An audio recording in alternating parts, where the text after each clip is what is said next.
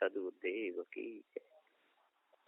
सदगुरु श्री कबीर साहब जी कहते हैं कि इस संसार में देखा जा रहा है कि जो प्यासा है उसको लोग पानी नहीं पिलाते और जो प्यासा नहीं उसे पिलाते, और जिसे भोजन की चाह है, भोजन पाना चाहता है, उसको भोजन नहीं कराते, और जो भूखा नहीं है उसको भोजन कराते, और जो खाता पीता डोलता बोलता है उसको भोजन नहीं देते, और जो खाता पीता बोलता डोलता नहीं उसको जाकर के भोजन देते। ऐसे ऐसे पकवान बना बना करके जड़ मूर्तियों के सामने चढ़ाते हैं कि वृथा उनका समय चला जाता है। खूब मेवा मिष्ठान चढ़ाते हैं जा करके, है ना, अपने हाथों से बनाई हुई मूर्तियों के सामने, और सिर भी झुकाते हैं और वहां पर मेवा भी चढ़ाते हैं और नारियल वही बनाते हैं, सिर भी झुकाते हैं, बनाते हैं। तो ये सबके सभी, और बनाने के बाद में और फिर खूब उसके चक्कर लगा लगा के पैर छूते हैं। हाँ, प्रभु की देखो हमने मूर्ति बनाई थी, प्रभु की दया हो गई, इसलिए कितनी सुंदर मूर्ति बन गई। फिर खरीदने वाले आते हैं, फिर वो भी उनमें छांटते हैं प्रभु को, कौन सा प्रभु अच्छा है और कौन सा बुरा है, खूब खोजते। मूर्ति वाले भी खूब देखते, और ने कोई फूटी मूर्ति हो तो नहीं लेंगे। बेचने वाले आते हैं गांवों में मूर्तियां, दुर्गे की, काली की, हनुमान की, शंकर की, विष्णु भगवान की, गणेश की मूर्तियां बेचने आते हैं। खूब गाड़ियों में भर भर के लाते हैं, आवाज लगाते हैं, ले लो मूर्ति। तो लोग निकल निकल के आते हैं, फिर उसमें छांटते हैं कौन सी मूर्ति चाहिए। तो हनुमान की मूर्ति है, उसमें भी छांटते हैं, ये हनुमान अच्छे हैं, ये हनुमान बुरे, ये ठीक नहीं, ये ठीक। ने कभी कोचट बगी, ने कभी फूट गए तो नहीं लेंगे। तो सदगुरुदेव जी पुकार के समझाते हुए कहते हैं कि ये सारी बीमारी छाई हुई है सारे संसार में, ये कारीगर ने ही सांचा बनाया, और कारीगर ने ही वो हनुमान की मूर्ति सांचे में ढाल के बना दे, और मनुष्य ही उनको खरीदता है, मनुष्य ही मंदिरों में रखता है, और फिर देखो वहां पर कितनी भीड़ लग जाती है, चारों ओर प्रचार हो जाता है, और खूब घंटे घनन घंटे बजते, यात्रियों की भीड़ लग जाती है, पंडित पुजारियों की मौज आ जाती है, खूब आ करके बैठ जाते हैं चारों ओर से, और लूट लूट करके खाते रहते हैं। वे कमा कमा के लाऊ थे और वे बैठे बैठे खाऊ थे। कमा कमा करके लोग लाते रहते हैं और वे बैठे बैठे खाते रहते हैं ढोंगों में फंसा करके। तो खाने पीने की जो वस्तुएं हैं उनको जड़ मूर्तियों पर लोग चढ़ाते हैं। यदि कहीं भूखे हैं उनको यदि भोजन दिया जाए, कोड़ी तन से बहुत दुखी लोग बैठे हुए हैं उनको ले जाके दिया जाए तो कितनी अच्छी बात है। गंगा यमुना पर देखो, सबसे ज्यादा तो गंगा पर भीड़ लगी रहती है कोड़ियों की, और वहां पर बड़े बड़े सेठ ले जाके उनको खूब खिलाते पिलाते, वो धर्म है। पर वो सेठ है ना, उनके अंदर विवेक विचार नहीं है, बिना विवेक विचार की सेवा कर रहे हैं। वो क्या कहते हैं कि जो गंगा मैया है ना, गंगा मैया ने हमको प्रेरणा दी थी इसलिए हम आए, गंगा मैया बुलाती है इसलिए आते। उनको पता नहीं गंगा मैया क्या बुलाएगी। अब उनके ही अंदर और गंगा की तरफ उनकी आस्था है, और नहा करके अपने पाप भी काटना चाहते हैं, और दान के द्वारा गंगा नहा करके पाप काटना चाहते हैं, इसलिए इतना दान करते हैं। जिसने कभी पाप नहीं करे हो वो क्यों बेफजूल में पैसा खराब करेगा? वो तो चेतन भक्ति करेगा, गुरु पूजा करेगा, जिंदगी की पूजा करेगा, मुर्दों की पूजा वो क्यों करेगा? जो भयभीत लोग हैं, इनके अंदर भय लगा हुआ है, वो जड़मानंदी में फंसते हैं, अपने समय को बर्बाद करते रहते हैं, धोखे में स्वयं पड़ते रहते हैं और दूसरों को डालते रहते हैं। ये संसार की बहुत बुरी बीमारी है। जब तक इस बीमारी में ये मौज लेते रहेंगे, फंसे रहेंगे, तब तक चैतन्य के प्रति इनकी श्रद्धा हटी रहेगी और इसी मानंदी में लगी रहेगी। कहते हैं कि एक दूधिया था और दूध बेचता था। जब दूध लेके जाता था तो उसकी पत्नी उसके दूध में 4-5 लीटर और पानी मिला देती थी। अब वो दूध बेच करके आता था तो उसमें से वो पैसे निकाल लेती थी आधे, कहते मेरा भी हिस्सा है। अब उसने पैसे बहुत कर लिए और जो असली दूध निकालती थी घर पे, उसमें भी आधा पानी मिला लेती थी, तो घर पे भी बेचती रहती थी, तो उसके पास बहुत पैसे हो गए।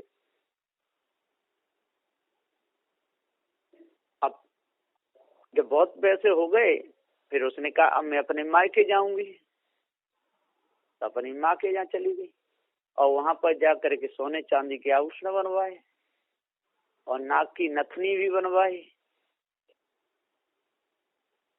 अब सब जने गंगा स्नान के लिए जा रहे थे, वो भी चली गई गंगा स्नान करने। गंगा में जाकर के नहा रही थी और नहा करके डुबकी लगाई, नाक में नथ थी। मछली ने समझा कोई खाने पीने की चीज है, एकदम झपट मारे तो नथनी भी ले गई और नाक फट गई।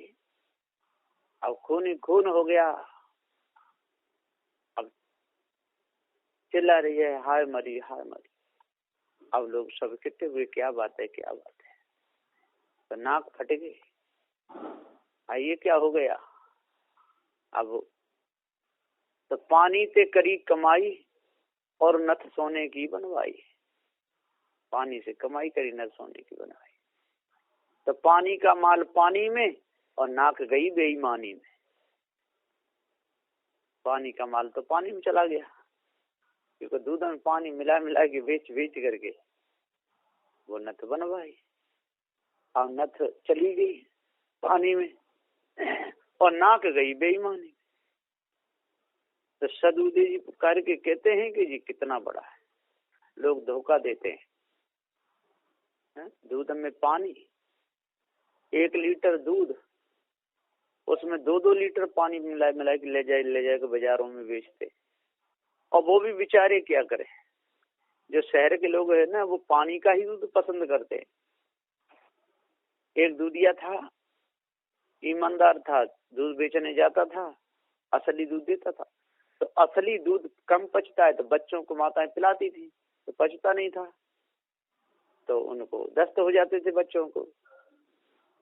तो वो औरतें उससे कहती थी कि आप कैसा दूध लाते हैं, बिल्कुल बेकार दूध है आपका, हमारे बच्चे को दस्त हो गई, ये हो गया वो हो गया, इन क्या मिला के लाते हो। अब एक दूधिया से उसने कहा भैया ऐसे ऐसे बात, अरे किस मुझे 3 गुना पानी मिला ले।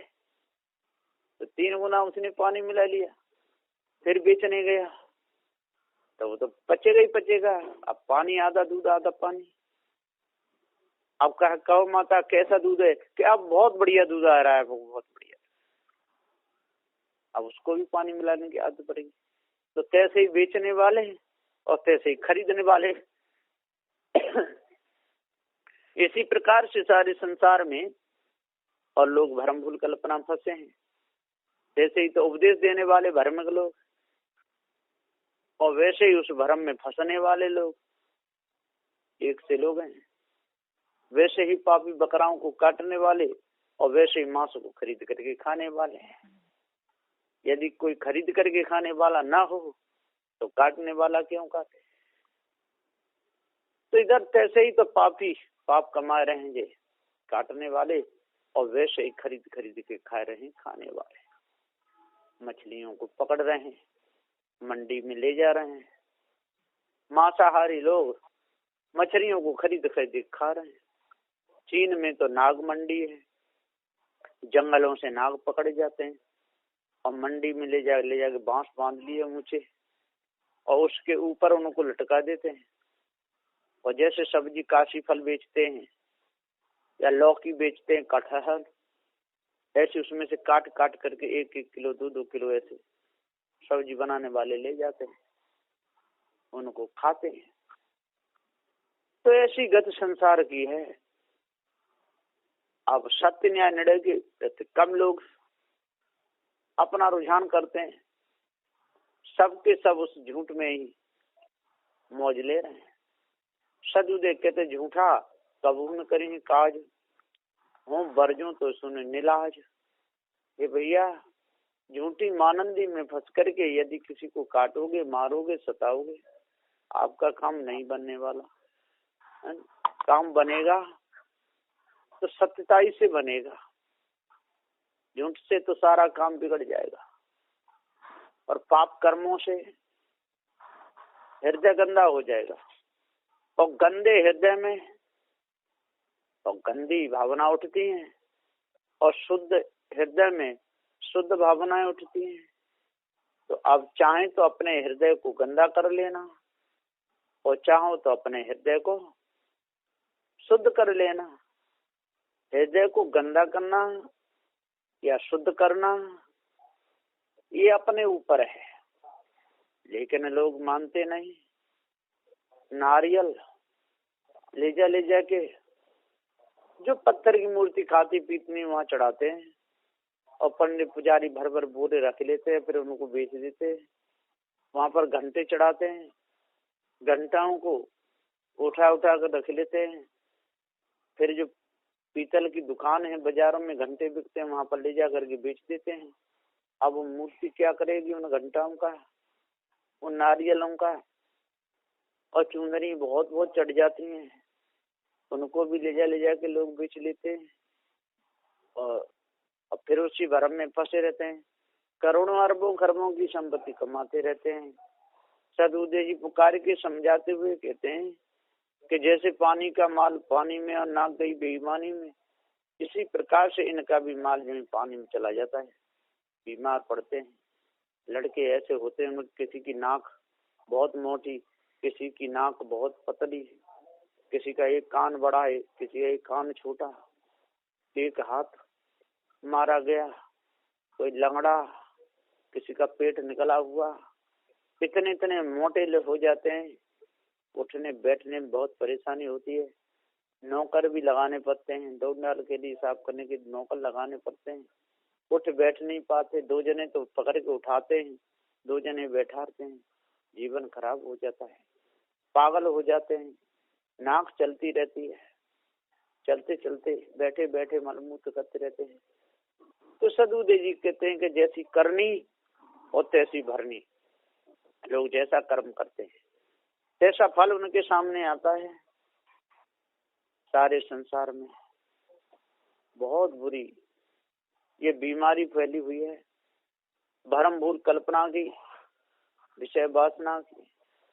मनुष्य मनुष्य प्रेम नहीं करता, मनुष्य की मनुष्य रक्षा नहीं करता। और जाए जो ढोंगी लोग बैठे हुए हैं, जो शराब पी रहे हैं, जो मांस खा रहे हैं, जो तंत्र मंत्र जादू टोना में जो फंसा रहे हैं, गंदा ताबीज बना रहे हैं, देवी देवताओं के मंदिर बना बना करके उनकी महिमा गा रहे हैं, पर्चे भी छपा करके बांट रहे हैं। रेलगाड़ियों में लोग खूब बांटते रहते हैं। तो साहब जी यहाँ पर कहते हैं, प्यासे को पानी पिलाते नहीं, प्यासे को पानी पिलाते नहीं, भूखे को भोजन देते नहीं। तो इनका कैसे अंतःकरण पवित्र होगा?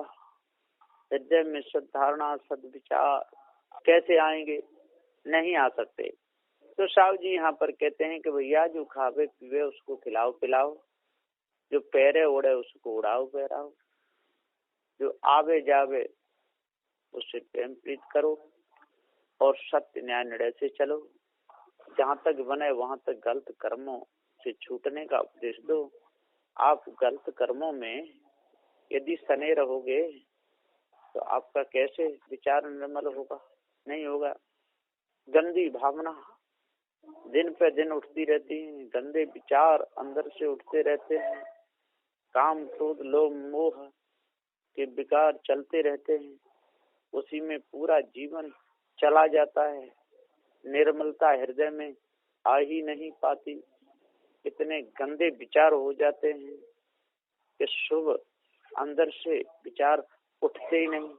जब जब उठते हैं तो वही काम के, क्रोध के, लोभ के, मोह के, आशा के, तृष्णा के, छल के, छिद्र के, कपट के, यही उठते रहते हैं और उसी में सब भूले रहते हैं और झूठी मानंदी फंस करके झूठे देवी देवताओं के गुण गाते रहते हैं और ऐसे ऐसे देवताओं को लोग बना लेते हैं अपनी मानंदी के अनुसार कि उनका रंग रूप ही ऐसा, एक मोछ ऊंची एक नीची, मुंह बड़ा, कैसे कैसी कृष्ण की मूर्ति बना देते हैं। देखते में बच्चा डर जाए तो रात में पेशाब निकल जाए। बहुत भयानक मूर्तियों को बनाते हैं। काल भैरवों की मूर्ति देखो कैसे बनाते, उन्मत्त भैरवों की मूर्ति बनाते हैं।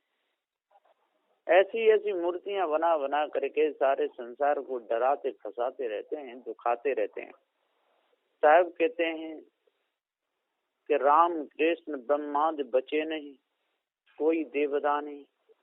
राम भी भरमभूल कल्पना विषय वासना से नहीं बच पाए तो आपका उद्धार वो कैसे करेंगे?